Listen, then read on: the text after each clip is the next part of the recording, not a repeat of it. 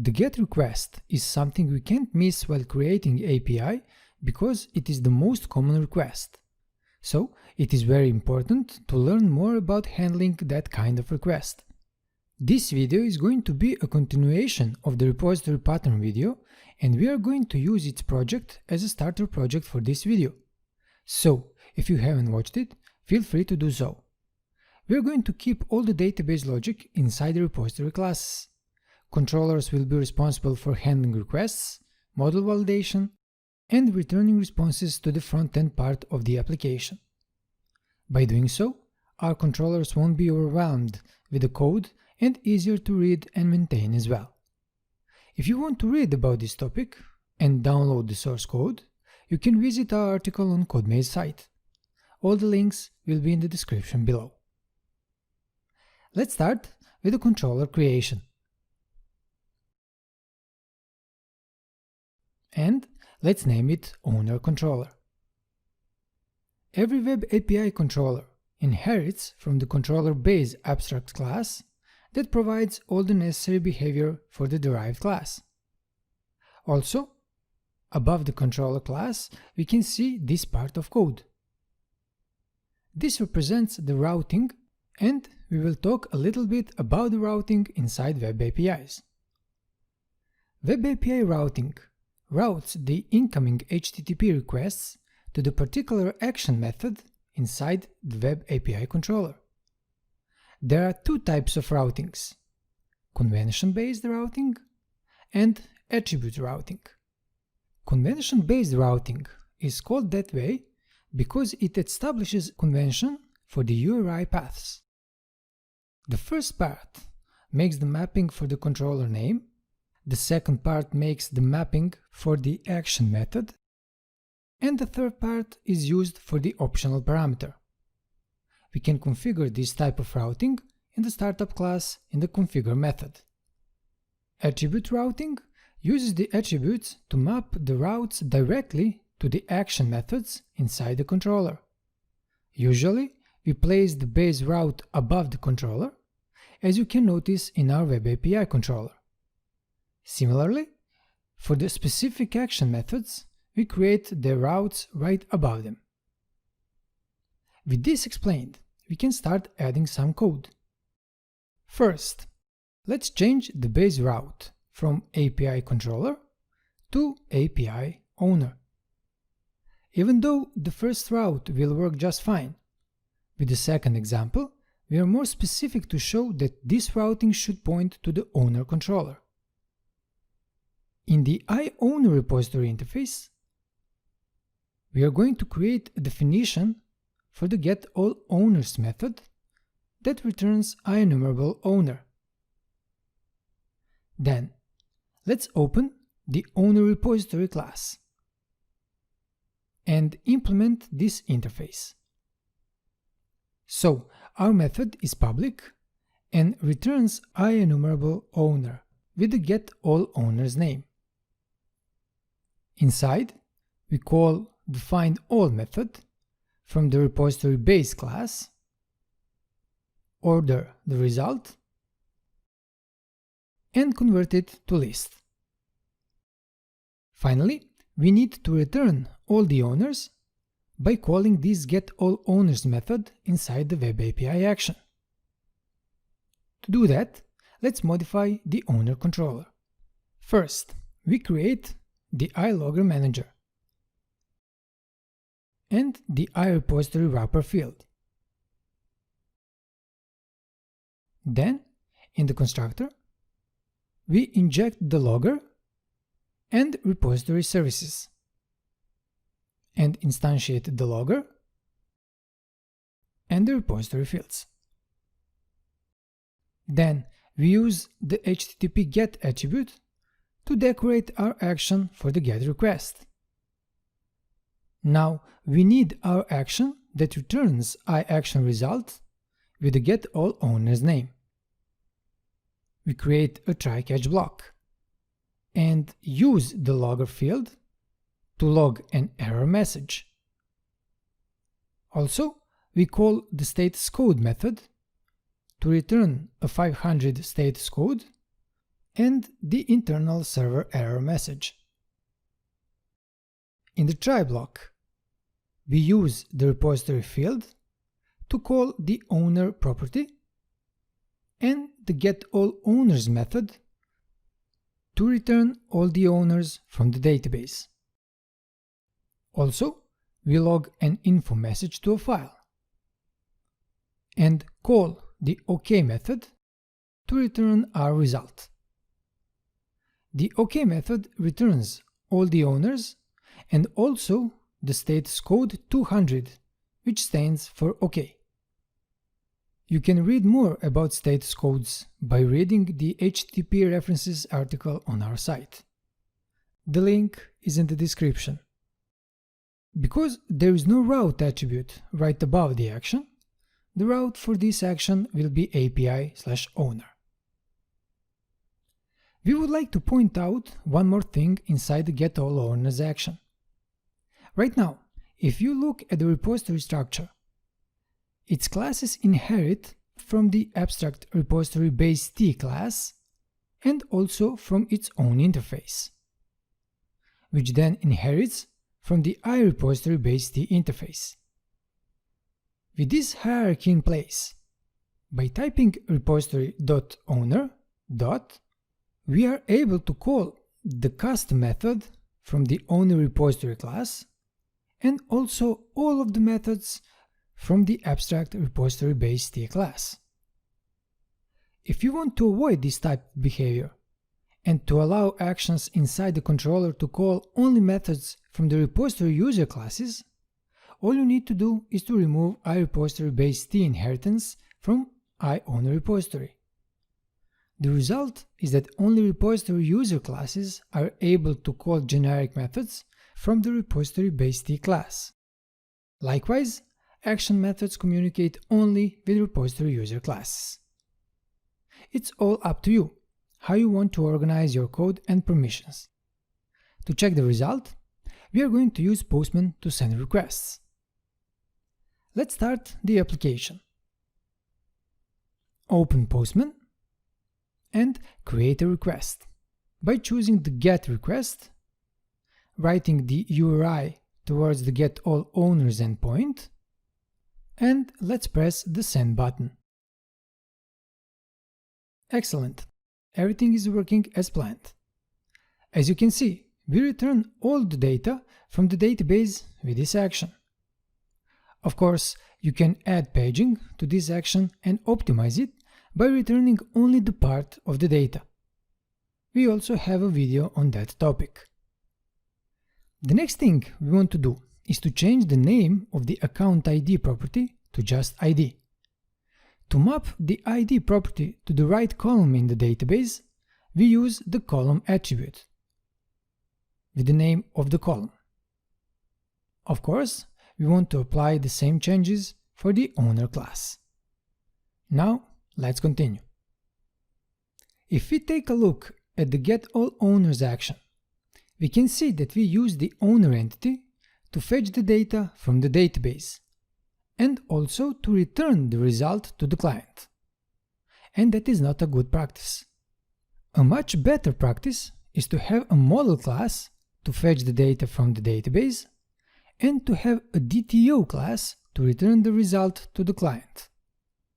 The DTO object could be exactly the same as the model object, but still, it is much better to use DTO objects because if something changes in the database, the model class must change, but that doesn't mean that the client wants to change the result. Thus, the DTO object will not change. That said, let's create a new folder, Data Transfer Objects, in the Entities project. And let's create the owner DTO class inside. We are going to add the ID property, the name, the date of birth, and the address property. As you can see, we don't have the accounts property because we don't want to show that information to the client right now. Now, all we would have to do is to map a returned list of owners from the database to the list of owner DTO. But doing that manually is a boring job, and if we have 20 or even more properties in our DTO class, it would be time-consuming as well. Luckily for us, there is a great tool that could help us a lot in the mapping process. Yes, it is AutoMapper. AutoMapper is a library that helps us mapping different objects, and to learn more about it, feel free to watch our video on that topic. The link will be in the description. Now, let's install it by using the Package Manager console window. After the installation, we have to register it in the Configure Services method in the Startup class.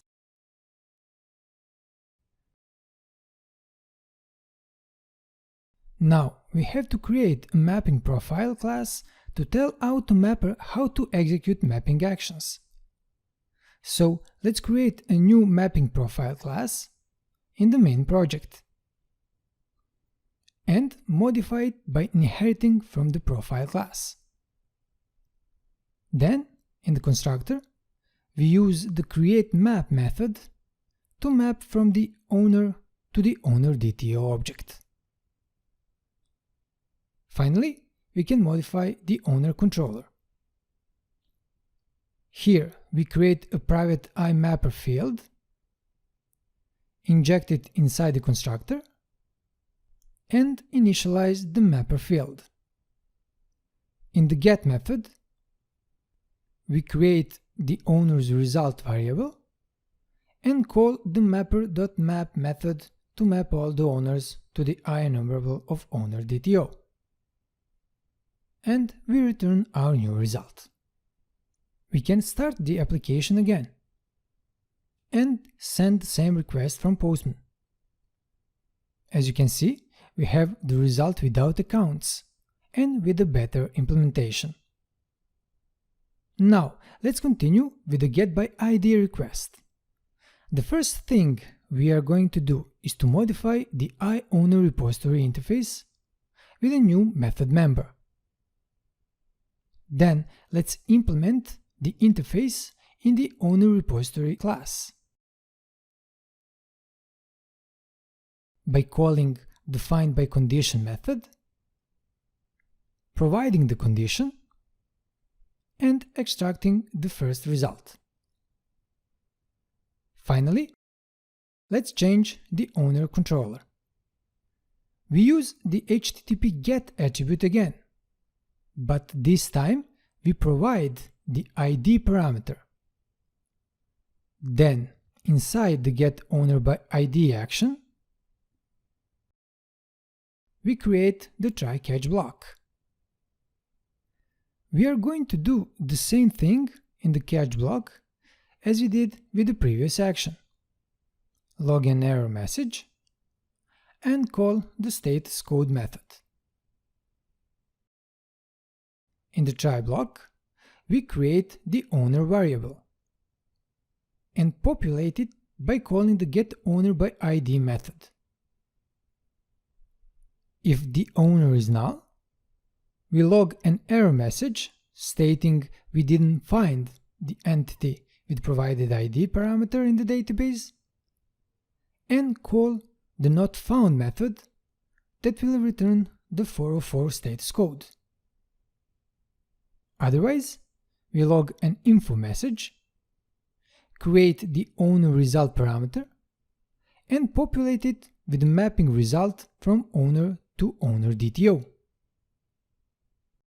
Lastly, we call the OK method and return our result. Now, we can start the application again and get back to Postman. Here, we're going to create a similar request, but this time providing an ID parameter for the specific owner entity. After we send the request, we are going to get a valid result. Let's modify the ID parameter a bit. And we can see our request is invalid, and we get the 404 not found response. Now, we are going to add one more endpoint in our owner controller. With this endpoint, we are going to return a single owner with all related accounts. First, we need to create the account DTO class with the ID property, the date created property,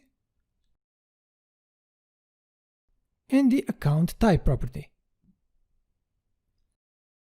Then, we have to modify our owner DTO class that will help us return the owner entity with all related accounts to it.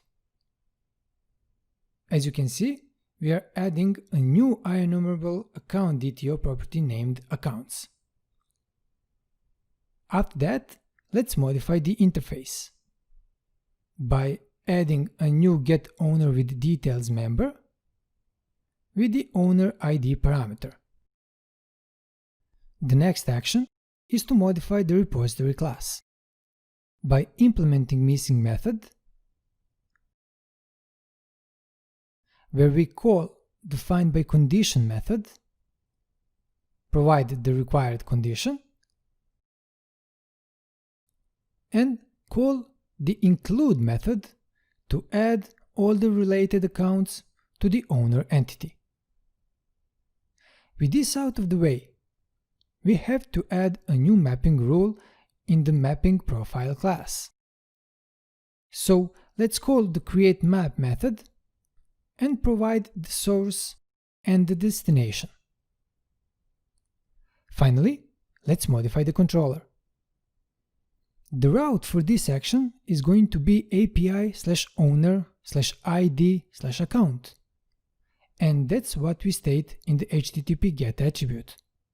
Then we create the GetOwnerWithDetails action that accepts an ID parameter. Again, we add the try-catch block. And in the catch block, we log an error message stating that something went wrong in our action, and return the 500 status code with the internal server error message. In the try block, we fetch our owner with all the related accounts. If the owner is null, we log an error message and return not found. Otherwise, we log an info message,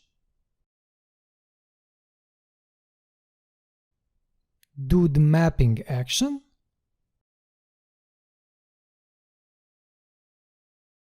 and return our result. After we start our application, we can create the GET request in Postman with the required URI and click the Send button. And there we go. We can see our correct result. Of course, we could have done all of these using async calls, and if you want to learn more about that, you can visit our article on that topic. The link will be in the description with all the others. So, that's all regarding this topic and the video as well. We appreciate your support a lot, and if you didn't already, please hit those like and subscribe buttons down there. You can also use that bell button to get notifications from our channel. Don't forget, you can visit the CodeMaze blog to download the source code, and you can subscribe to our mailing list to get notified about our new content and videos. Thank you for watching, and we'll see you again in another video. Until then, all the best.